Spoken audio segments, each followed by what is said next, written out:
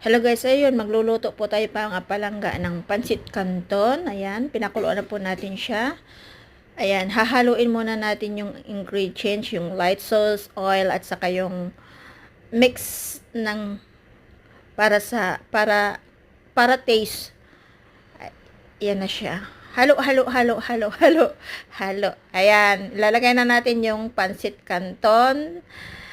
Ayan, haluin po natin ng maigi. At saka yan, ipapalaman po natin siya sa tinapay. Ito yung aking breakfast kaninang umaga. Ayan, ilalagay po natin. Sino po nakakaalala mga palangga na yung pansit ilalagay sa tinapay? Ayan, habhab.